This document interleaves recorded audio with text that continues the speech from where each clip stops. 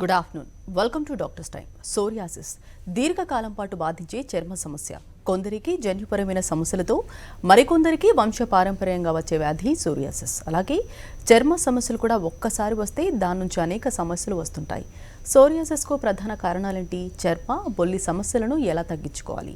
హోమియోపతిలో ఎలాంటి చికిత్స ఉంది? ఇలాంటి మరిన్ని విషయాలు హోమియోకేర్ ఇంటర్నేషనల్ వైద్యులు డాక్టర్ శ్రీవిద్య గారిని అడిగి తెలుసుకుందాం. మీరు కాల్ చేసిన నంబర్లు 04023310680166. Hello doctor. హలో అండి. ముందుగా చెప్పండి, అసలు సోరియాసిస్ అంటే ఏంటి, వీటికి రీజన్స్ ఎలా ఉంటాయి? సోరియాసిస్ అనేది చర్మ సంబంధమైన వ్యాధి.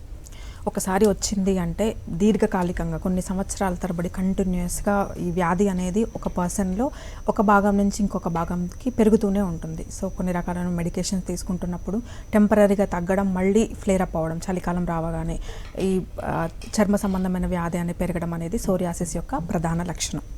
ఇది చూడగానే ఎలా కనపడుతుంది? మిగతా చర్మ వ్యాధులతో పోలిస్తే సోరియాసిస్ అనేది దానికి గల కారణాలు, లక్షణాలు అండ్ ట్రీట్మెంట్ విధానం అన్నీ కూడా భిన్నంగా ఉంటాయి. సో సోరియాసిస్ ఎవరికి ఎక్కువగా వస్తుంది అంటే ఇది హెరిడిటరీ డిసీజ్గా చెప్పుకోవచ్చు. అంటే వంశపారంపర్యంగా వచ్చే అవకాశాలు ఉంటాయి. కొంతమందిలో ఉన్న వేడస్ చూసుకున్నట్లయితే ఎటువంటి ఫ్యామిలీ హిస్టరీ లేకుండా, గతంలో ఎవరికి లేకుండా కానీ పిల్లల్లో కానీ పెద్దవాళ్ళలో ఎస్పెషల్లీ 20+ ఏజ్ గ్రూప్లో సోరియాసిస్ అనే వ్యాధి చాలా కామన్గా కనపడుతుంది.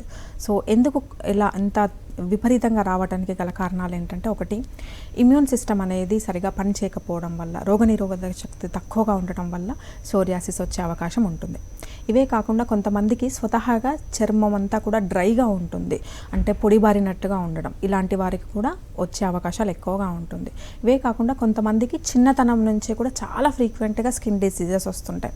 అంటే బ్యాక్టీరియల్ ఇన్ఫెక్షన్స్ కానీ, వైరల్ ఇన్ఫెక్షన్స్ కానీ, లేదంటే ఫంగల్ ఇన్ఫెక్షన్స్, ఇలా ఒక పర్సన్లో చర్మ సంబంధమైన రోగాలు అనేవి ఎక్కువగా వస్తుంటాయి చిన్నతనం నుంచి. అటువంటి వాళ్ళకు కూడా ఈ సోరియాసిస్ వచ్చే అవకాశాలు ఎక్కువగా ఉంటాయి.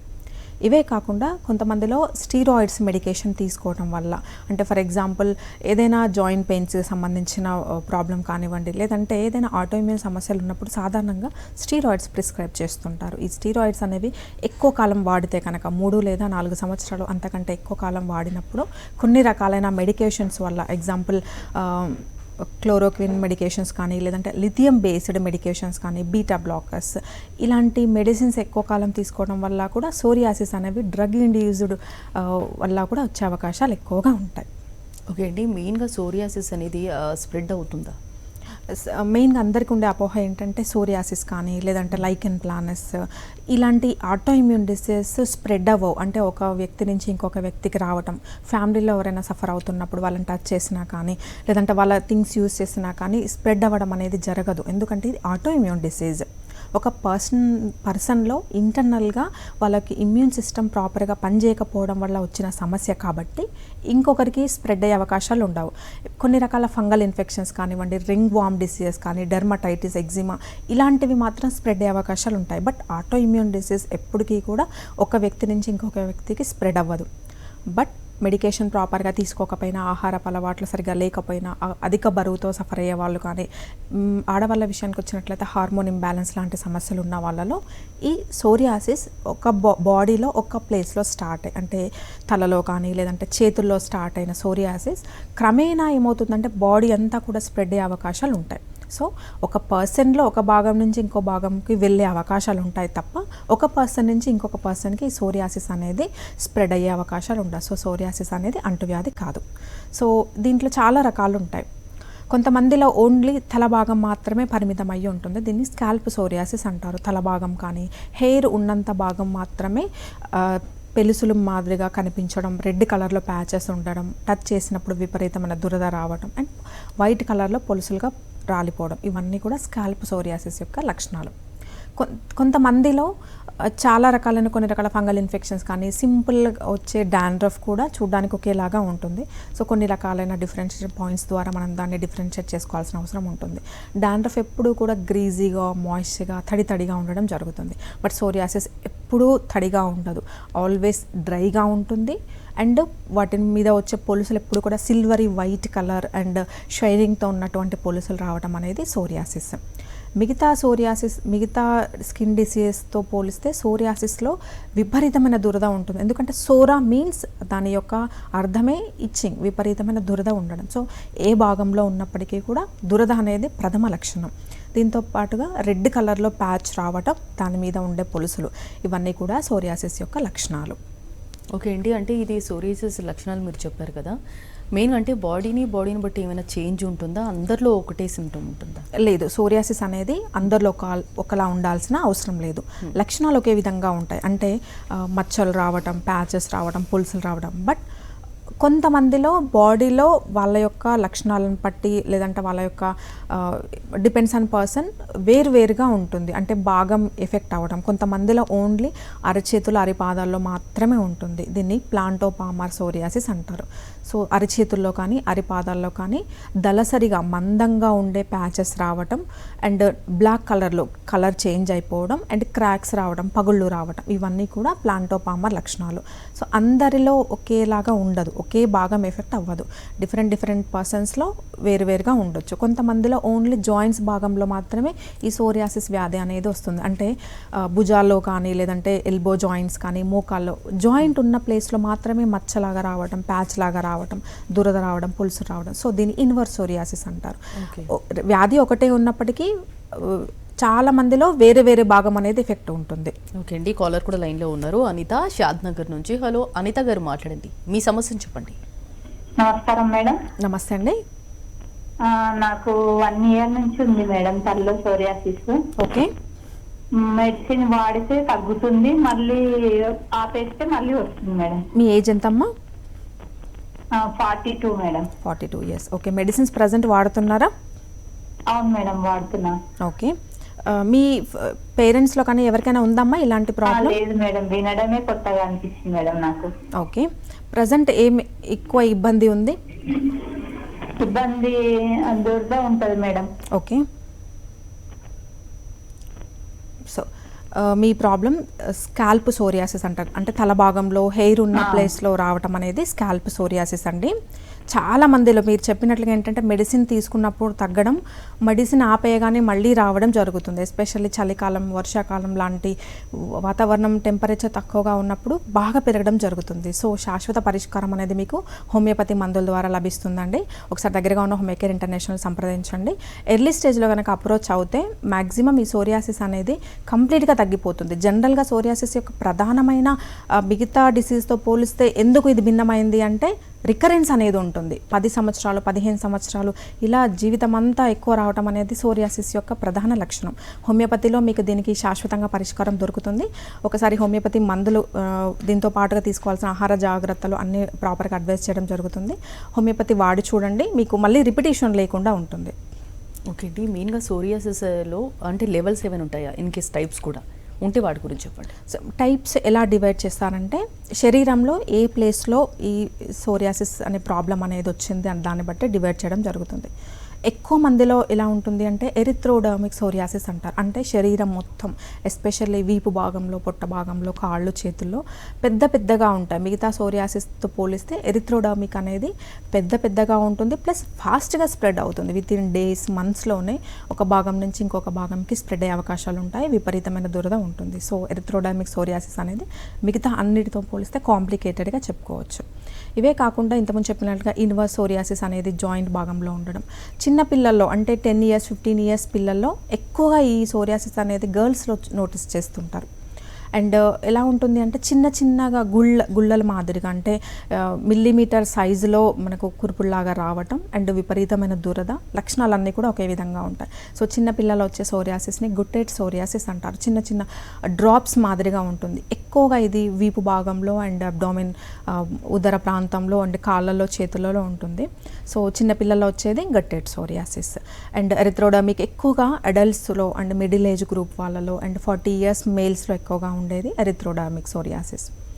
తగ్గి మళ్ళీ రిపీట్ అవుతుంది అంటే ఒకసారి అదర్ ఫ్యాక్టర్స్ కూడా గమనించుకోవాల్సిన అవసరం ఉంటుంది. ఫర్ ఎగ్జాంపుల్ ఫీమేల్స్లో చూసుకున్నట్లయితే థైరాయిడ్ లాంటి హార్మోన్ డిస్టర్బెన్సెస్ కానీ, లేదంటే పీసీఓడి లాంటి డిస్టర్బెన్సెస్, అండ్ మగవాళ్ళలో చూసుకున్నట్లయితే డయాబెటీస్, ఇలాంటి మెటబాలిక్ డిసీజెస్ ఉన్నప్పుడు ఈ సోరియాసిస్ అనేది ఇంకా కొంచెం మొండిగా ఉండడం, మళ్ళీ రిపీట్ అవ్వడం అనేది చాలా సాధారణంగా చూస్తుంటాం. సో నెక్స్ట్ కాలర్ కూడా లైన్లో ఉన్నారండి, సంతోష్ ఖైరతాబాద్ నుంచి. హలో సంతోష్ గారు, మాట్లాడండి, మీ సమస్యను చెప్పండి. హలో హలో హలో మాట్లాడండి. Hello hello madam, good afternoon madam. Good afternoon Santosh, చెప్పండి. మేడం యాక్చువల్లీ నాకు 3-4 ఇయర్స్ ఉంది మేడం. స్టార్టింగ్ మీరు అన్నట్టు హలో హలో చెప్పండి, వినిపిస్తుంది. నాకు స్టార్టింగ్ హెడ్ లో స్టార్ట్ అయిందండి. ఓకే. తర్వాత వచ్చి మోకాల కింద, తర్వాత బ్యాక్ సైడ్, వీపు పైన బ్యాక్ సైడ్ కూడా వచ్చింది మేడం. ఓకే. అయితే హోమియోపతి రామంతపూర్ లో హోమియోపతి హాస్పిటల్, గవర్నమెంట్ హాస్పిటల్ ఉంది కదా, అవును.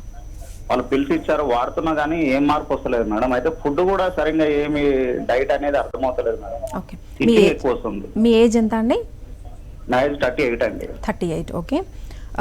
కరెక్ట్గా ఎన్ని సంవత్సరాల నుంచి ఉందండి ఈ ప్రాబ్లం? 4 ఇయర్స్ నుంచి ఉందండి. 4 ఇయర్స్. మీరు ఏం వర్క్ చేస్తుంటారు? నేను టైలరింగ్ చేస్తున్నానండి. ఓకే. సో సాధారణంగా ఈ 4 సంవత్సరాల నుంచి ఉంది అనేది దీర్ఘకాలికంగా సోరియాసిస్ అనేది క్లియర్గా మనకు డయాగ్నోజ్ అయిపోయింది మీ విషయంలో చూసుకున్నట్లయితే. బట్ మెడిసిన్ తీసుకుంటున్నా కానీ ఇంప్రూవ్మెంట్ లేదు అనేది ఒకసారి మనం క్లియర్గా హిస్టరీ ద్వారా ఏంటి అబ్స్ట్రకిల్స్ అనేది చూసుకోవాల్సిన అవసరం ఉంటుందండి. అండ్ సెకండ్ థింగ్, మగవాళ్ళలో చూసుకున్నట్లయితే ఆహారపు అలవాట్లు చాలా ఇంపార్టెంట్.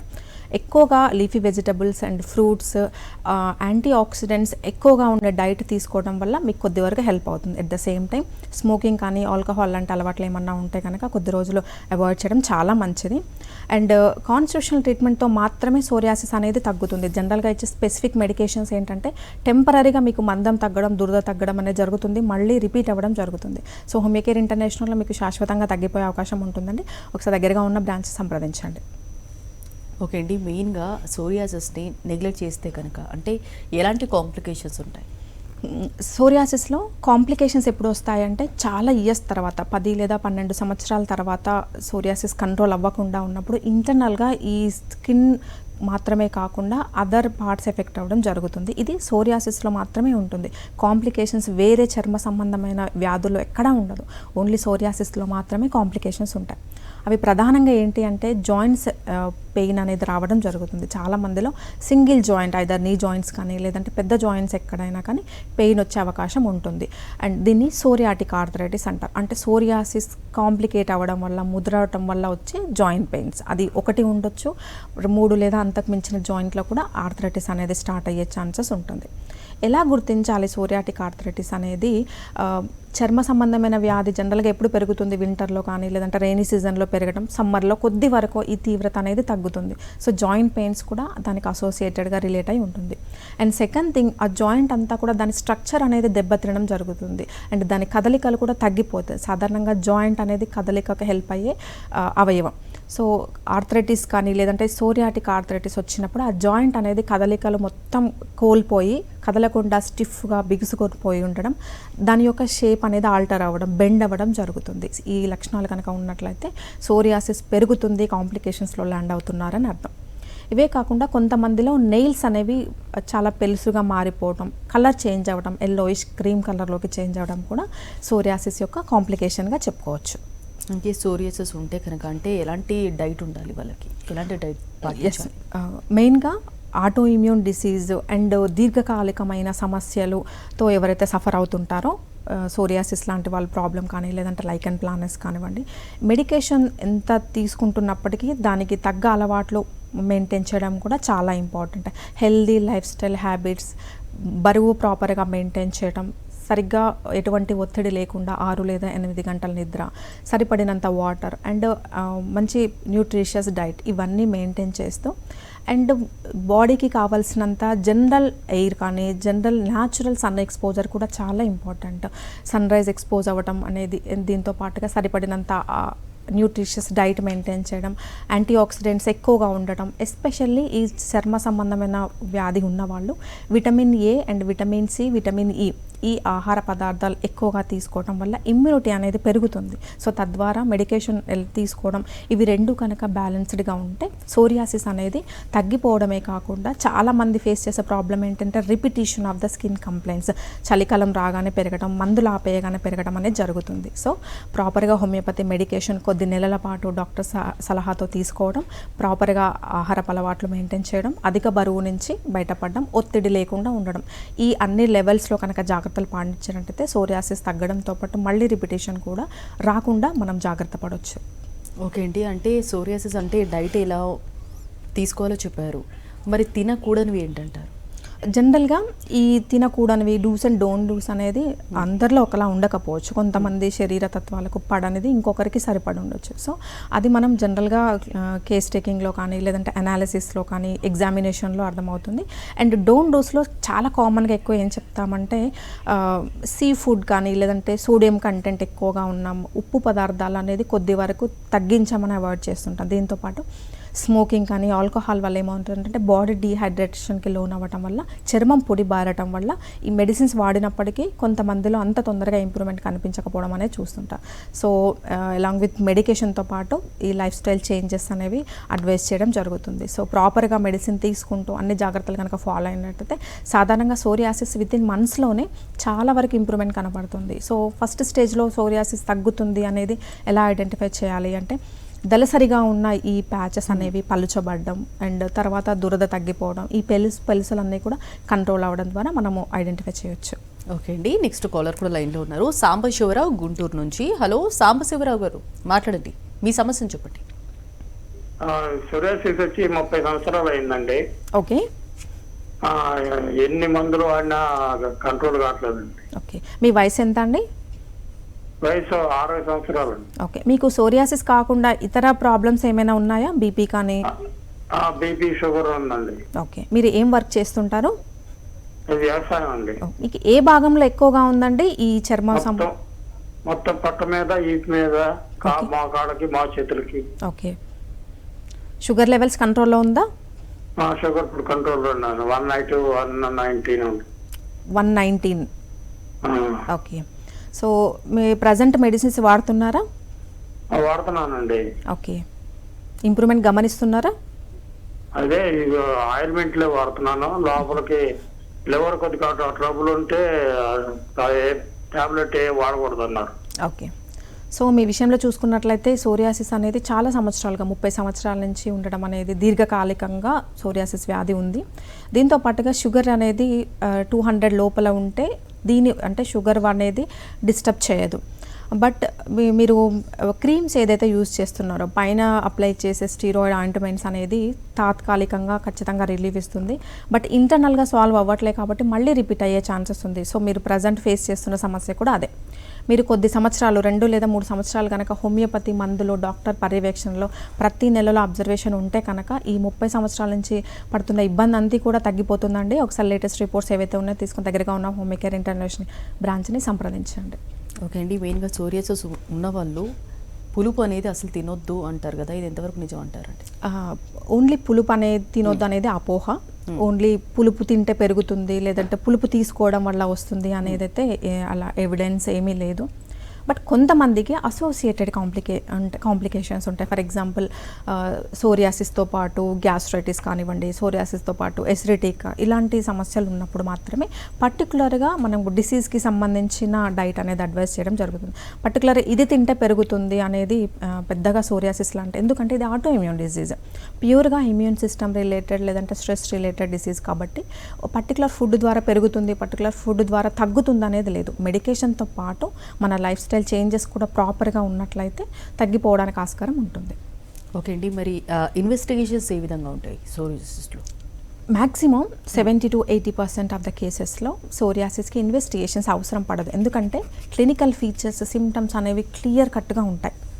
ఎందుకంటే మిగతా చర్మ వ్యాధుల్లో ఎక్కడ కూడా ఇంత క్లియర్ కట్ డిఫరెన్షియేషన్ అనేది అవసరం పడదు. 70% ఆఫ్ ద కేసెస్లో మనం చూడగానే, అంటే ఎగ్జామినేషన్లో ఫిజికల్గా చూడగానే పర్సన్లో మచ్చలు కానివ్వండి, లేదంటే ఆ ప్రాంతంలో ఉన్న ప్యాచెస్ అది కలరు రెడ్ కలర్లో ఉండడం అండ్ దానిపైన ఉండే పొలుసులు సిల్వరీ స్కేల్లో ఉండడం, ఇది clinical feature of the psoriasis. చాలా కొద్ది కేసెస్లోనే అరౌండ్ 20-30% ఆఫ్ ద కేసెస్లో అర్థం అవ్వనప్పుడు మాత్రమే స్కిన్ బయాప్సీ ద్వారా మనం డిఫరెన్షియేట్ చేసుకోవాల్సిన అవసరం ఉంటుంది. బయాప్సీలో అర్థమైపోతుంది సోరియాసిసా లేదంటే అదర్ కాంప్లికేటెడ్ డిసీజా. ఇన్ కేస్ సోరియాసిస్ అయినప్పటికీ ఎటువంటి సోరియాసిస్ అనేది, ఎగ్జాంపుల్ పాస్క్యులర్ సోరియాసిసా లేదంటే ఎరిథ్రోడర్మికల్, ఫోలిక్యులర్, ఇలా క్లియర్ కట్గా మనకు బయాప్సీ ద్వారా అర్థమైపోతుంది. ఇదే కాకుండా కొన్ని రకాలైన బ్లడ్ ఇన్వెస్టిగేషన్స్, ఈఎస్ఆర్ లెవెల్ హైగా ఉండడం, ఏఎన్ఏ పాజిటివ్ ఉండడం, ఈ వీటి ద్వారా కూడా మనం సోరియాసిస్ని ఐడెంటిఫై చేయొచ్చు.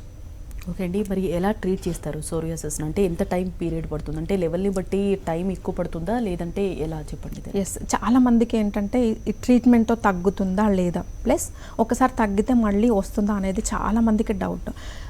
హోమియోపతిలో ఆ ట్రీట్మెంట్ డ్యూరేషన్ అనేది అందరికీ ఒకలా ఉండదు. ఫర్ ఎగ్జాంపుల్ వితిన్ అప్రోచ్ అవ్వగానే, అంటే ప్రాబ్లమ్ స్టార్ట్ అయిన మంత్స్లో, వీక్స్లో కనుక ఎవరైతే అప్రోచ్ అవుతారో వాళ్ళకు వితిన్ 1 ఇయర్లోనే సాల్వ్ అయిపోయి మళ్ళీ రిపిటేషన్ లేని కేసెస్ కూడా నోటీస్ చేయడం జరిగింది.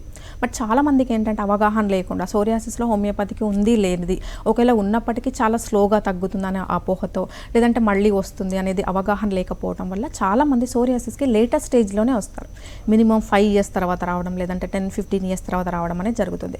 ఇది లాంగ్ స్టాండింగ్ ఇయర్స్ టుగెదర్ ఉన్న కేసెస్లో మాత్రమే ఇయర్స్ టైం పడుతుంది. అదర్వైజ్ ఎర్లీగా అప్రోచ్ అయినట్లయితే మిగతా డిసీజెస్ లాగానే సోరియాసిస్ కూడా వితిన్ మంత్స్లో తగ్గిపోయిన వాళ్ళు ఉంటారు. సో ట్రీట్మెంట్ డ్యూరేషన్ అనేది ఎప్పుడు కూడా డిపెండ్స్ ఆన్ పర్సన్, వాళ్ళ severity, duration and other complaints అన్నీ కూడా బేస్ చేసుకుని ఇవ్వడం జరుగుతుంది. సో వాట్ ఎవర్ ఏదైనప్పటికీ కాన్స్టిట్యూషనల్ మెడికేషన్ ద్వారా మిగతా ఏ సిస్టంలో లేనటువంటి ఇంప్రూవ్మెంట్ సో మనకు హోమియోపతి ద్వారా దొరుకుతుంది. ఓకే అండి, మరి విటిలిగో అంటే ఏంటి? వీటికి రీజన్స్ ఎలా ఉంటాయి? సో విటిలిగో అనేది మనం సాధారణంగా వాడుక భాషలో బొళ్ళి అంటుంటాము. వీటిలో ఎలా గమనిస్తుంటే తెల్లగా ప్యాచెస్ ఉంటాయి. అంటే నార్మల్గా మన స్కిన్ కలర్, వీటిష్ కలర్ కానీ, మన Indian skin texture brownish dark complexion అనేది కంప్లీట్గా డిస్ట్రాయ్ అయిపోతుంటాయి. మెలనోసైట్స్, మనకు చర్మ సంబంధమైన కారణమైన కణాలు ఏవైతే ఉంటాయో మెలనోసైట్స్ అనేవి డిస్ట్రాయ్ అవుతుంటాయి. సో క్లియర్ కట్గా వైట్ కలర్ ప్యాచెస్ అనేవి చూస్తుంటాం. So vitiligo and leucoderma 2 cases ఉంటాయి. సో ల్యూకోడర్మా, విటిలిగో ఎలా డిఫరెన్షియేట్ చేస్తారంటే, ల్యూకోడర్మా చాలా ఫాస్ట్గా పెరుగుతుంది. ఒక భాగంలో స్టార్ట్, ఎస్పెషల్లీ చిన్న వాళ్ళలో చూస్తుంటాం. చిన్న పిల్లల్లో, స్కూల్ పిల్లల్లో చేతుల్లో కానీ లేదంటే ఫేస్ భాగంలో, కాళ్ళల్లో వైట్ ప్యాచెస్ రావడం వితిన్ డేస్, వీక్స్లోనే పెరుగుతూ ఉంటుంది. సో దీన్ని ల్యూకోడర్మా అంటారు. విటిలిగో ఏంటంటే ఆటో ఇమ్యూన్ డిసీజ్, అంటే మెలనోసైట్స్ అనేవి ఆటో ఇమ్యూన్ డిజార్డర్ వల్ల, ఇమ్యూన్ సిస్టమ్ డిస్ట్రాయ్ అవ్వడం వల్ల మెలనోసైట్స్ అనేవి డిస్ట్రక్షన్ జరిగిపోయి ఆ భాగం అంతా కూడా కలర్ లాస్ అయిపోతుంది. సో వైట్ కలర్లో ప్యాచెస్ రావడం అనేది జరుగుతుంది. విటిలిగో అనేది చాలా స్లో ప్రోగ్రెసింగ్ డిసీజ్, అంటే కొన్ని సంవత్సరాలు పడుతుంది ఒక ప్యాచ్ నుంచి ఆ ప్యాచ్ పెరగడం కానీ ఇంకొక భాగానికి స్ప్రెడ్ అవ్వడం అనేది చాలా టైం టేకింగ్ ప్రాసెస్. విటిలిగో అనేది చాలా స్లోగా పెరుగుతుంది. ల్యూకోడర్మా వితిన్ డేస్లోనే స్ప్రెడ్ అయ్యే అవకాశాలు ఉంటాయి. సో ఇది ఆటోఇమ్యూన్ డిసీజ్గా చెప్పుకోవచ్చు. హోమియోపతిలో ఏంటంటే ఫర్దర్గా ప్రోగ్రెస్ అవ్వకుండా, అంటే విటిలిగో అనేది మెలనోసైట్స్ డిస్ట్రక్షన్ అవ్వకుండా, డిసీజ్ పెరగకుండా చూడడం అనేది first step. And second thing, చాలా గ్రాడ్యువల్గా ఈ విటిలిగో ప్యాచెస్ కూడా తగ్గిపోయే అవకాశం ఉంటుంది. ఓకే అండి, సోరియాసిస్ గురించి అలాగే విటిలిగో గురించి చాలా డీటెయిల్గా చెప్పారండి. Thank you so much. ఇది వాటి డాక్టర్స్ టైం.